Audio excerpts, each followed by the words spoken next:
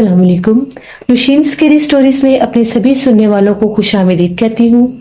उम्मीद करती हूँ आप सब लोग खैरियत से होंगे, जहाँ होंगे खुश होंगे और मेरे चैनल की हॉरर स्टोरीज को बहुत ज्यादा पसंद और मिस भी करते होंगे। तो आज आप लोगों के लिए मैं बहुत स्केरी स्टोरी लाई हूँ जिससे आप लोग बहुत पसंद करेंगे। स्टोरी शुरू करने से पहले आयतुल कुर्सी लाजमी पढ़ लीजिए, हैंड फ्री कानों में लगा लें और कमरे की लाइट भी ऑन कर लें, क्योंकि जिन्नात के कहानियां सुनने के बाद इंसान को डर तो लगता ही है। आज की पहली खौफनाक कहानी हमाद शेयर कर रहे हैं। हमाद कहते हैं, हम लोग हैदराबाद के रहने वाले हैं और आज आपके साथ अपनी जिंदगी की एक खौफनाक कहानी शेयर करना चाहता हूँ। ये आज से तकरीबन 25-26 साल पुरानी बात है। उस वक्त बिल्कुल मेरी नई नई शादी हुई थी, तो उस वक्त बहुत ज्यादा यानी बाहर आना जाना हमारा इतना ज्यादा नहीं होता था। बहुत कम हम लोग शहर से बाहर आया जाया करते थे। तो शादी के बाद जैसे दावतों का सिलसिला शुरू हुआ, तो पंजाब में हम लोगों की खाला होती थी। हम लोग अपनी खाला के पास फैसलाबाद गए हुए थे। वहां पर हम कुछ दिन गुजारे। उसके बाद हम लोगों ने वापस आना था। तो मेरी मिसेज ने कहा कि इस बार हम लोग सफर जो है ट्रेन का करेंगे दिन के टाइम, यानी अगर हम दिन का सफर करते तो हम लोगों ने रात को वहां पर पहुंचना था। अब हम लोगों के इलाके का उस वक्त जो स्टेशन था, पुराना स्टेशन था, वो रात का खासा वीरान हो जाता था। ये नहीं कि वहां पर ट्रेन आती नहीं थी या रश होता नहीं था, लेकिन रात का अक्सर वो जगह वीरान हो जाती थी। बहुत कम लोग उस स्टेशन की तरफ आते थे। एक मेन स्टेशन था और एक जैसे हम लोगों की आबादी के पास भी एक स्टेशन होता था, वहां पर भी ट्रेन थोड़े टाइम के लिए रुका करती थी। तो मैंने जब बुकिंग करवाई तो मैंने उस स्टेशन की बुकिंग ली जहां पर ट्रेन ने हमें उतारना था, यानी वहां से हमारा घर बहुत करीब था, इसलिए हम लोग वहीं पर ही मैंने बुकिंग करवा ली। मेन स्टेशन हम लोगों का शहर से थोड़ा बाहर था। वहां से हमारे घर में आते आते भी पौना घंटा लग जाता था, अगर हम लोग किसी रिक्शा या और सवारी पर भी होते थे। तो मुझे ये था कि घर के करीब होगा, आसानी से कोई सवारी भी मिल जाएगी, और ना भी मिली तो हम लोग पैदल भी घर पहुंच सकते हैं थोड़े सी मुसाफत पर। इस लालच में मैंने उस स्टेशन की टिकट्स ले ली। सफर शुरू हो गया। हम लोग फैसलाबाद से दिन के टाइम निकले। रात के वक्त हमने उधर हैदराबाद पहुंचना था। रात करीब 1-1:30 बजे स्टेशन पर हमें रेलगाड़ी ने उतार दिया। जब हम लोग वहां पर उतरे, वहां पर बामुश्किल 5 मिनट रेलगाड़ी रुकती है सिर्फ उन लोगों के लिए जिन्होंने उस हिस्से में उतरना हो, अदरवाइज मेन स्टेशन पर ही गाड़ी का स्टे होता है। वहां पर जब हमें उतारा तो उसके बाद ट्रेन चली गई। अब हम लोग जो थे, बिल्कुल स्टेशन वीरान था, हम लोग खड़े हुए थे कि अब क्या करें, सामान भी था। मेरी मिसेज ने कहा कि मैं तो बहुत थक गई हूँ, मैं तो नहीं चल सकती, कोशिश करो कोई जगह मिल जाए, कोई सवारी मिल जाए, थोड़ा आगे होकर देखो।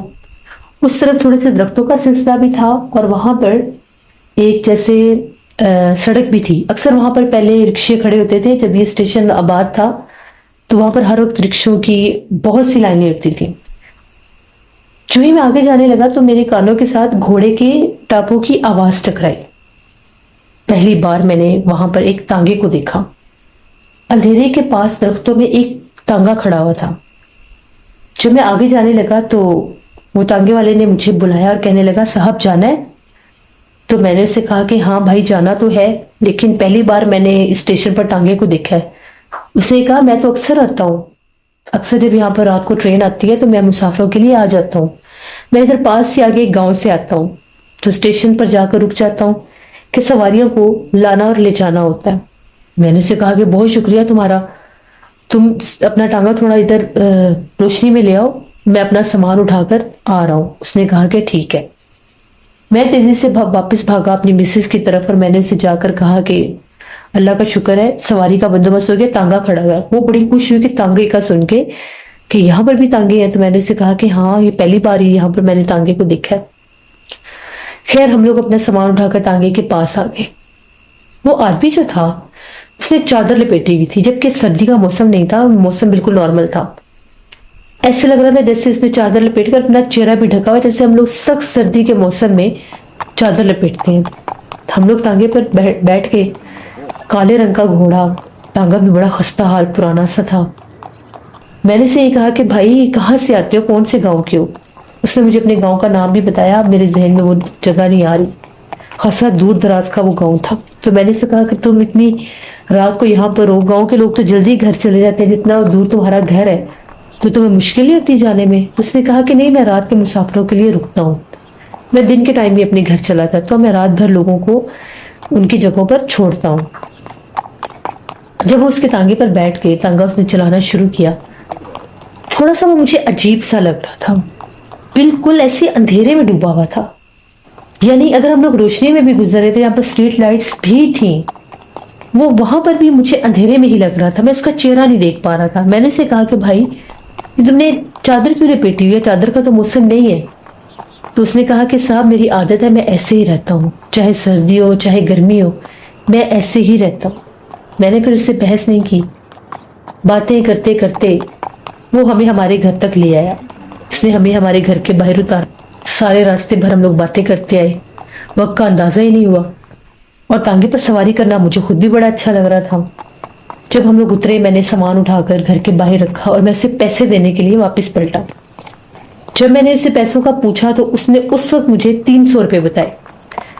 मैंने उसे कहा कि ठीक है, रात का जितना टाइम है, तुमने हमारी मदद की है, तुम 300 छोड़ो, तुम 500 रख लो। उसने कहा कि नहीं, मेरा 300 बनता है, मैंने 300 ही लेना है। मैंने उसे कहा कि ठीक है, मैं तुम्हें 300 ही देता हूँ। मैंने देखा तो मेरे पास 300 रुपये थे। मैं 300 रुपये उसके आगे किए। उसने कहा कि इधर रख दो। मैंने उसे कहा कि तुम पकड़ लो। इधर कैसे मैं रखूँ? उसने कहा नहीं, तुम रख दो, मैं उठा लूंगा। मैंने उसे कहा कि तुम पकड़ लो। थोड़ा सा जैसे गुस्से में यार कहने लगा, तुम्हें कह रहा हूँ यहाँ पर रख दो और चले जाओ। मैंने उसे कहा कि क्या बात है, ये तुम कैसे बात कर रहे हो, तुमने पकड़ने है तो पकड़ो। उसने कहा कि अच्छा ठीक है, मैं पकड़ लेता हूँ। जब उसने उस चादर में से अपना हाथ बाहर निकाला, वो एक गैर इंसानी हाथ था। उसकी सिर्फ 2 उंगलियां थी और एक अंगूठा था, और उसके ऊपर भी फुल बाल थे। मैंने खुद उसका हाथ देखा।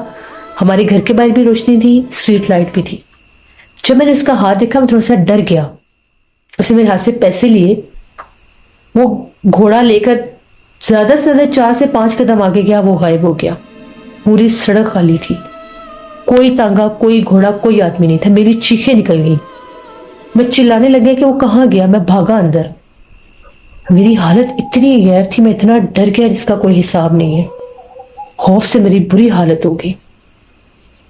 जब मैं अंदर दाखिल हुआ, वो लोग समझे कि पता नहीं इसको इतनी रात को क्या हो गया, कोई बाहर कोई चोर वगैरह इसको नजर आया। मेरा भाई बाहर जाने लगा तो मैंने रोक दिया, बाहर ना जाओ, बाहर कुछ है। जब मेरी थोड़ी सी कंडीशन नॉर्मल हुई तो मैंने अपने घर वालों को बताया कि मेरे साथ तो ये माजरा हुआ है।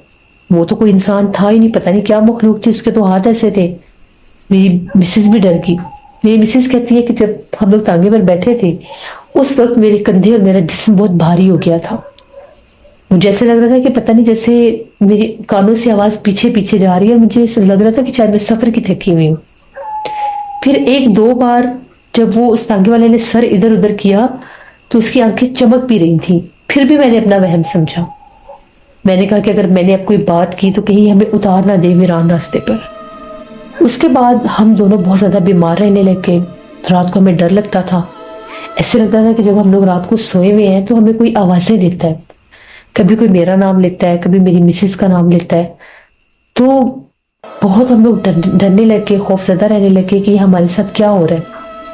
2 दिन गुजर गए, हम लोग सो ही नहीं सके रात भर। सुबह उठकर मेरी मिसेज का भी यही कहना था, मेरा भी यही कहना था कि रात को सोया नहीं जाता, ऐसे लगता कानों में कोई नाम पुकारता है। कभी ऐसा लगता है कि जैसे घोड़े के बाहर चलने की आवाजें आ रही हैं, जबकि बाहर कोई घोड़ा नहीं होता था। घर वालों को बताया, अब्बू ने 1-2 आदमियों से बात की, एक साहिब इल्म का पता चला, हम उनके पास गए, उनसे दम वगैरह करवाया, उन्हें सारी बात बताई। उनका ये कहना था वो एक जिन था, वो कोई आम नॉर्मल इंसान नहीं था, इंसानी रूप में एक जिन था। उसने तुम्हारी मदद कर दी। बाज़ औक़ात ये जिन्नात इंसानों की मदद भी करते हैं। इनमें से कुछ ऐसे जिन्नात भी होते हैं जो नॉर्मल जिंदगी गुजारते हैं, इंसानी रूप में आते हैं, बड़ी बड़ी जगहों पर नौकरियां करते हैं, पढ़ते हैं। उनकी भी जिंदगी के मामला हमारे जैसे ही होते हैं। जरूरी नहीं कि सारे जिन्नात मारने वाले, आसेब करने वाले ऐसे ही होते हैं। तुम्हें वो थोड़ा सा तंग इसलिए कर रहा है क्योंकि उसने तुम्हें कहा कि पैसे रखो और जाओ। तुमने थोड़ा सा उसके साथ जैसे वो जिद की थोड़ी सी, तो उसे वहां से गुस्सा आ गया और उसने अपना आप जाहिर कर दिया। अब उसे पता था कि उसने अपना आप जाहिर कर दिया है, وہ ڈرا اس لیے رہا تھا کہ تم لوگ دوبارہ اس کے پیچھے نہ جاؤ یا اس کے بارے میں کسی کو بتاؤ نہ. لیکن اب ایک انسانی فطرت ہے کہ جب اسے کوئی غیر مرئی مخلوقات ڈراتی ہے تو وہ کسی نہ کسی صاحب علم کی طرف ضرور جاتے ہیں. پھر وہ جو بزرگ تھے انہوں نے ہمیں حفاظت کا ایک تعویذ دیا کہ یہ گلے میں پہنو اور بالکل دوبارہ اس اسٹیشن کی طرف نہیں جانا. ان کا یہ بتانا تھا کہ وہ اسٹیشن بند ہی اس لیے ہوا ہے وہاں پر بہت زیادہ جنات تھے. وہاں پر اسٹیشن کے آس پاس ویران جگہ تو ہیں خاصی ہیں، بلکہ اسٹیشن کا آدھا حصہ بھی توڑ دیا گیا تھا کہ لوگ وہاں پر جائیں ہی نہ. پھر وقت گزرتا گیا، اسٹیشن پر اور بھی معاملات ہوئے، ہم لوگ بھی نارمل ہو گئے. اس کے بعد ہمیں آواز نہیں آئی. اکثر مجھے ایک دو لوگوں نے بتایا ان لوگوں نے بھی اس پرسرار تانگے والے کو اسی اسٹیشن پر کھڑے دیکھا ہے دیر رات کے. اگر وہاں سے گزرتا ہے تو وہ ویران اسٹیشن کے اوپر وہ پرسرار تانگے والا کھڑا نظر آتا ہے. ہم لوگ تو یہ تصور کر کے بھی ہمارے رونگٹے کھڑے ہو گئے کہ جو ہمارے ساتھ ہوا تھا اس وقت. اس رات جب ہم لوگ اسٹیشن پر اترے تھے وہ رات بھی کوئی عام ڈرانے والی رات نہیں تھی. اتنا سناٹا تھا، اتنا ویرانہ تھا جیسے دور دور تک کوئی ہے ہی نہیں. ٹرین بھی جب چلی گئی، ٹرین کا شور آواز بھی بند ہو گئی تو ہماری یہ دل کی دھڑکن ہمیں سنائی دے رہی تھی، اتنی خاموشی تھی. پھر جب میں اس سڑک پر چل کر گیا اور اندھیرے میں جو وہ درختوں کے پاس میں جس آدمی کی آواز ہے گھوڑے کی، جیسے ایک گھوڑے کی مخصوص آواز ہوتی ہے اس کے قدموں کی بھی، جب وہ آئی تو اس کا مجھے بلانا، ہمارا تانگے پر بیٹھنا اور پھر میرا اس کے ہاتھ کو دیکھنا، یہ ساری چیزیں اب بھی جب کبھی مجھے یاد آتی ہیں تو میں بہت ڈر جاتا ہوں، میرے رونگٹے کھڑے ہو جاتے ہیں خوف سے. یہ ماجرا کیا تھا؟